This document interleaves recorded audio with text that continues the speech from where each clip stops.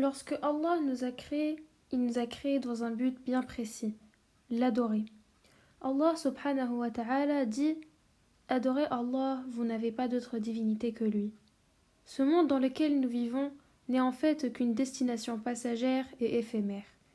Et nous savons tous qu'un jour on le quittera à jamais, pour rejoindre notre Créateur, Allah subhanahu wa ta'ala. Allah est certes notre destination finale après la mort. Notre mort est un événement dont Allah seul en connaît les détails. Où, quand et comment. C'est pour cela qu'il faut toujours garder à l'esprit qu'à tout moment on peut revenir à lui. Donc il faudra toujours y être préparé, car quand Allah décide de prendre notre âme, plus rien ne peut être modifié, et nous serons jugés selon ce que nous avons fait.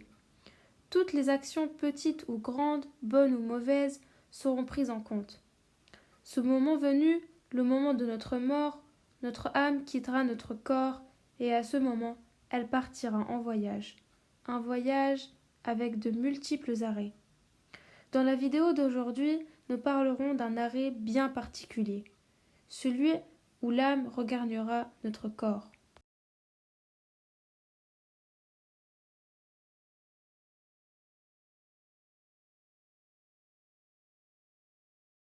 Le moment venu, l'ange de la mort viendra d'un ordre d'Allah subhanahu wa ta'ala, s'emparer de notre âme. Notre corps devient ainsi qu'une carcasse qui sera par la suite enterrée, puis préparée et habillée. Enfin, il sera soigneusement mis dans une tombe. Nos proches et bien-aimés seront là, qui chacun leur tour jetteront sur ce corps froid de la terre. Ils liront quelques versets du Coran et feront des prières pour nous, puis ils partiront.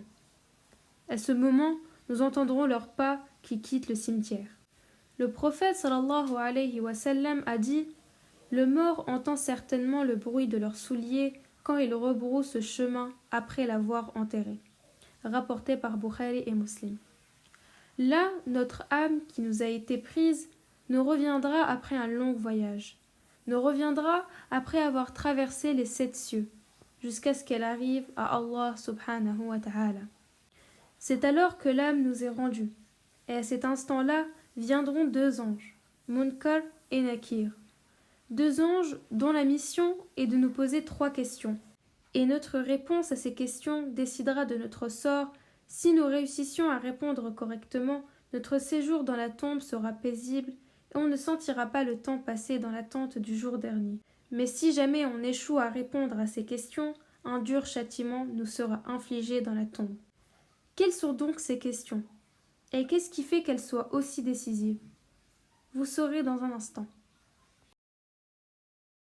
Dans la suite du hadith cité précédemment, notre prophète Mohammed sallallahu alayhi wa sallam dit « Et puis son âme sera ramenée à son corps, et 2 anges se présenteront à lui, et le mettront debout, et lui diront « Qui est ton maître ?»« Allah est mon maître. »« Quelle est ta religion ?»« L'islam est ma religion. »« Qu'en est-il de cet homme qui vous a été envoyé ?»« Il est le messager d'Allah, bénédiction et salut soit sur lui. »« Comment l'avez-vous su ?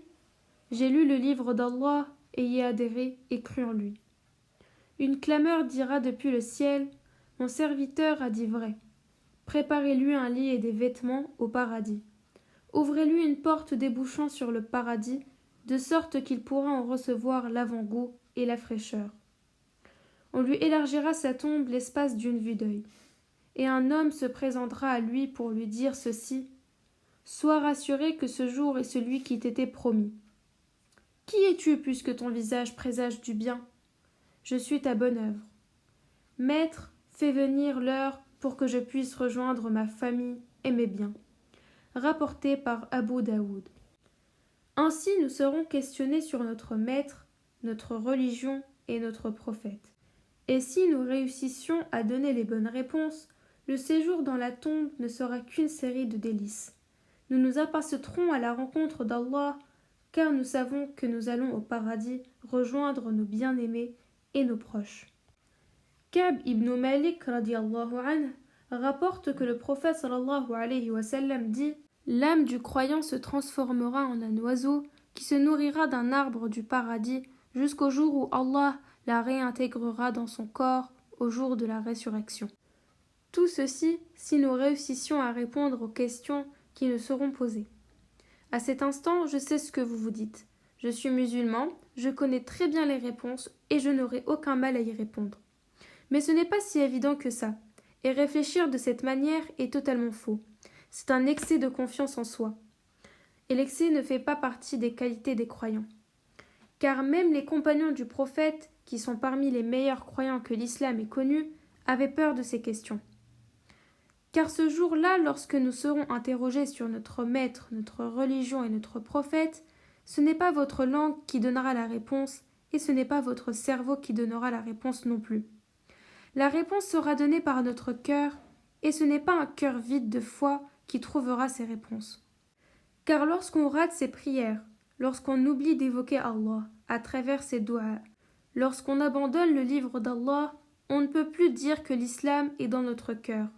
Bien au contraire, les plaisirs de la vie sont certes multiples et sont capables de nous faire oublier la réelle cause pour laquelle nous sommes sur terre, et si notre heure vient alors que nous sommes préoccupés par la vie, oubliant la mort et le jour dernier, le châtiment sera bien dur. Cheikh Uthaymin a dit « Le resserrement de la tombe pour le croyant est un resserrement de miséricorde et de compassion, comme la mère qui serre son enfant contre sa poitrine. Par contre, le resserrement du mécréant est un resserrement de châtiment. Dans cette dunya, notre but est clair, adorer Allah, et cette adoration doit constituer notre priorité numéro 1. Rien ne passe avant Allah. Nos bonnes actions et tout ce que nous faisons pour nous rapprocher de notre Créateur fera que l'islam habitera notre cœur. Et c'est ce cœur pur plein d'amour pour Allah et pour l'islam qui nous sauvera le jour où on sera seul face à Munkar et Nakir, car il dira pour nous les bonnes réponses. La vidéo d'aujourd'hui est un rappel. On a tous tendance à être pris dans cette vie. Par moments, on est tellement occupé avec notre dunya, avec ses plaisirs ou ses malheurs, à force on en perd le cap. Nous ne savons plus où donner de la tête et on ne cesse de s'éloigner d'Allah. Réveillons-nous. Allah pourrait prendre notre âme à n'importe quel instant. Posons-nous la question. Sommes-nous prêts à partir? Est-ce que notre cœur réussira à donner les bonnes réponses? Est-il assez solide en amour pour Allah et pour l'islam? Ce n'est pas grave d'être incertain en voulant répondre à ces questions. C'est même bon signe, car le bon musulman s'interroge toujours et se remet tout le temps en question. Il veut tout le temps donner plus dans la pratique de sa religion. Allah subhanahu wa ta'ala dit « Ô homme, adorez votre Seigneur qui vous a créé, vous et ceux qui vous ont précédés. Peut-être obtiendrez-vous ainsi le salut de notre âme. Inch'Allah, ce rappel nous mettra tous sur le droit chemin, le chemin qui nous guidera vers le bonheur absolu auprès d'Allah subhanahu wa ta'ala. Et Allah reste toujours le plus savant.